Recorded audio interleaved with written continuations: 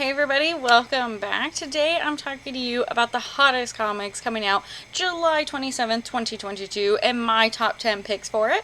But first, I'm sorry I didn't get a video out last week. I was incredibly busy. I was working San Diego Comic-Con, so it kind of was, a really tiring experience. I've been working it for the last 4 or 5 times, so it's kind of tough. I don't get to go around and get any exclusives or get to see any of the panels or anything like that. So it's not as fun as you guys think it is, trust me. I wish I could have gotten some of those really cool exclusives and some amazing signings. But I couldn't leave my booth and it kind of was not my favorite time. But other than that, I'm excited for this week of comics, and last week of comics was really great as well. So we're going to dive right into my top 10 picks, starting with number 10, Sandman Universe Nightmare Country number 4. Now, the reason why I have this on here, although I think this comic is an alright comic, I loved that Sandman trailer at Comic-Con. I thought it was incredible, and it really highlighted the main character of this comic, the Corinthian. And now it makes sense why James Tynion decided to write this story about the Corinthian, because it looks like in the show they are going to change it up a little bit and have the Corinthian be this big bad villain to have Dream fight him towards the end. So I think this comic is going to become a little more popular now that people have seen that and maybe even watched the show. So I'm hoping that this comic does pick up quite a bit, because it looks like the Corinthian is still going after this character called the Smiling Man. And the Smiling Man is pretty much just like a copy of him in a weird, grotesque way. So it's interesting to see how this is going to play out, as well as what the Corinthian's really going to do when he gets his hands on the Smiling Man. So really interested to see what that happens. Number 9 spot this week is going to go to AntMan number 1. It's a mini-series of 5 written by Al Ewing and drawn by Tom Riley. And to me, this comic looks so unique and different. And whenever a Marvel or DC comic comes out that's unique or different looking, it really piques my interest. So this one in particular is bringing back that old school feel that a lot of people love. It's going into the past, not only with its art, but also with the story, having Hank Pym go on a date with Janet Van Dyne way back in his earlier career as the astonishing Ant-Man. And I think that's a really fun take, and I'm hoping this is a really cutesy, romantic, but yet still fun action and very old school feel comic, because I'm really interested to see how this will keep playing out with the other Ant-Mans to come. So excited to see all of that unravel.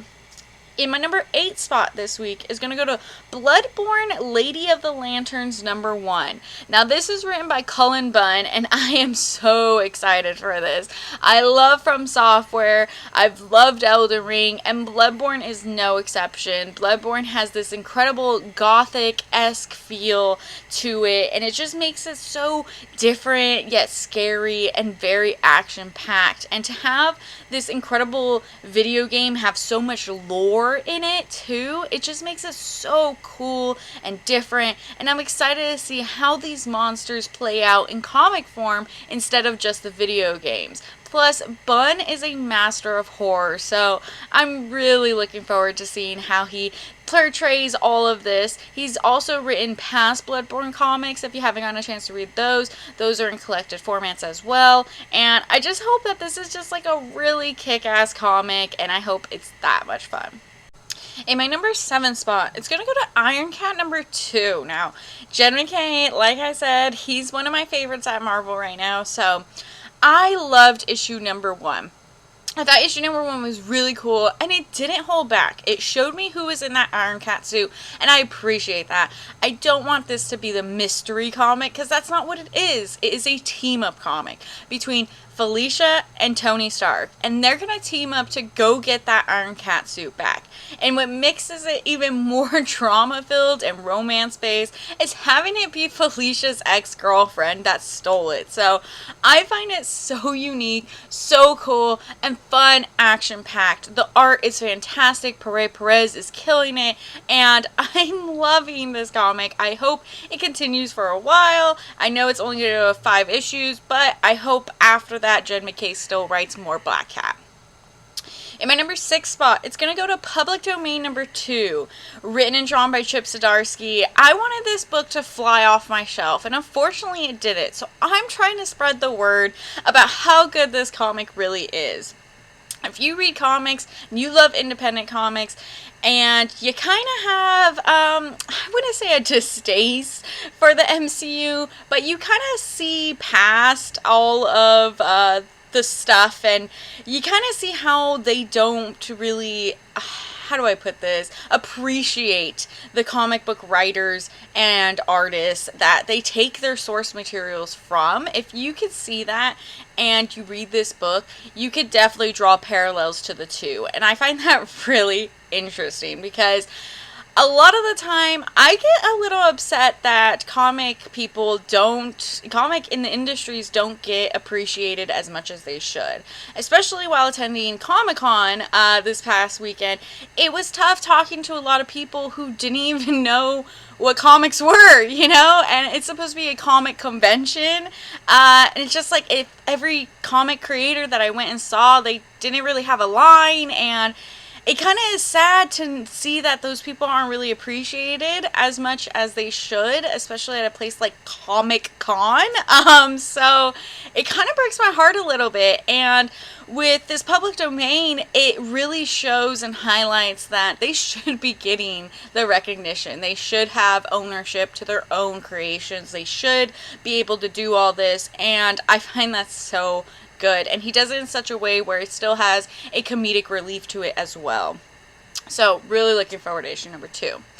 In my number 5 spot, we're gonna go to Gambit number 1, another miniseries of 5, and this is written by Chris Claremont, the one and only co-creator of Gambit. So he knows what he's doing when he is writing a Gambit storyline.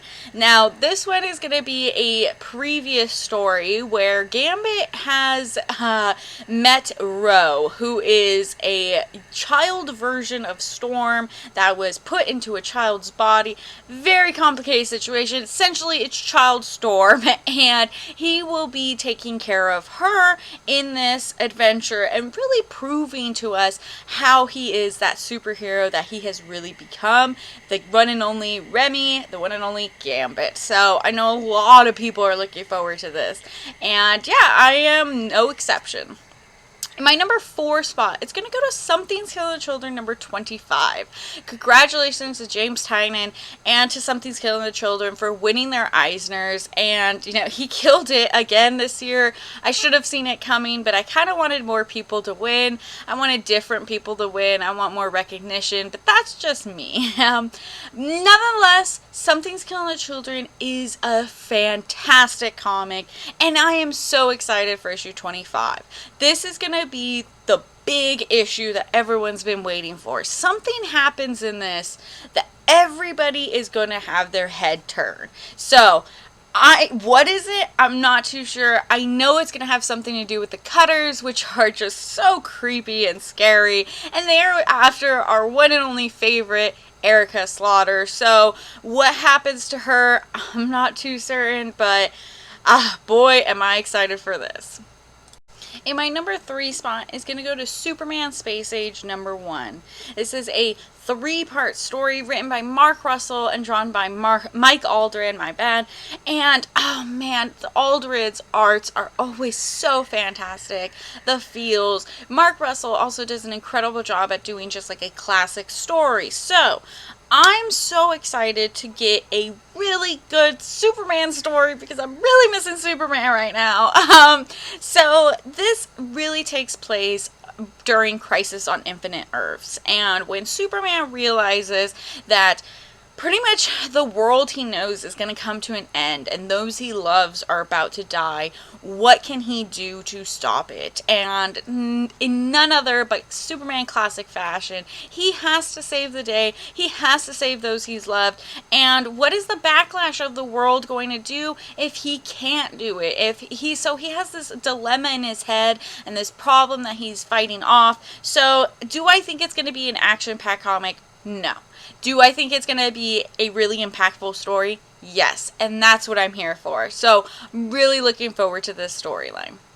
In my number 2 spot, it's going to have to go to Wildcard's number 1. Now, this is a Marvel comic from the mind of George R. R. Martin. And if anybody that knows me in real life, I love Game of Thrones. George R. R. Martin is my shit. He is an amazing fantasy writer, and I think he's absolutely incredible. I've read all the books, I've seen the show, I've done so much, and I just absolutely love him. So when I saw this solicited, I was like, no way. Is this real?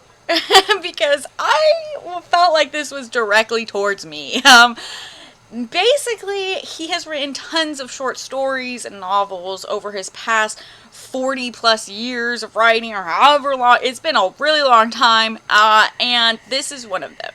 Essentially, it is superpowered people that get infected with this wild card virus. And what this virus does, it really enhances either those that become the Joker, which are left with strange mutated forms, or those that called Aces, which are gifted superpowered people, and how they all interact in this world with this virus. Are those with heroes? Are those with villains? How they all become, and how this world is gonna, eventually wrap up into this crazy. I honestly don't know how it's only 4 issues, because I feel like this could be a really big story, but I am nonetheless super excited to see this come to life. It's written by Paul Cornell and drawn by Mike Hawthorne, who has done an incredible job on some Daredevil, so I can't wait to see this legendary comic come to life.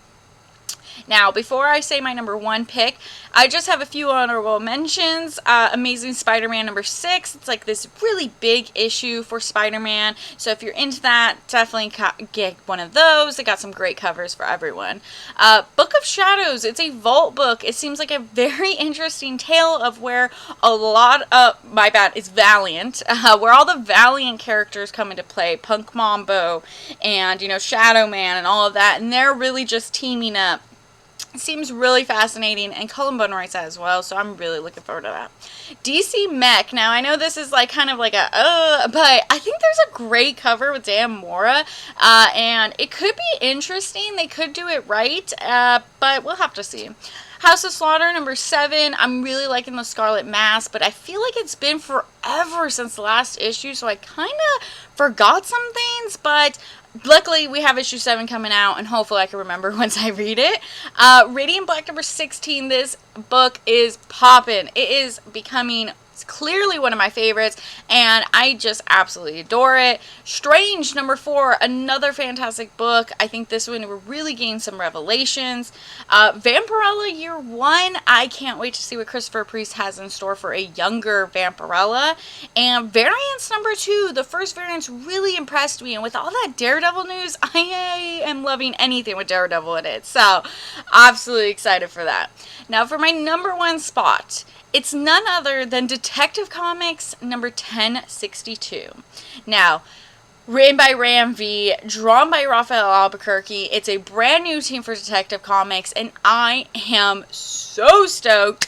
Ram V is just one of those guys that I have really, really enjoyed his work, especially like his Swamp Thing and a lot of his independent works like Many Deaths of Lila Starr, and I really am looking forward to this. Not only do they have incredible covers, I love the tarot card cover with the Hanging Man, but the storyline seems so interesting and just like a really gothic feel to it, and I really like that, because like if we could do like a goth opera type, I am all for it. It's like, this looks like something I really want, and something different in the Batman universe. I'm getting really tired of just having Batman fighting Joker, Batman fighting Bane. It's getting so boring, and I feel like every comic is that. So this one definitely seems like Batman's almost his biggest villain is going to be himself. Something is wrong with him,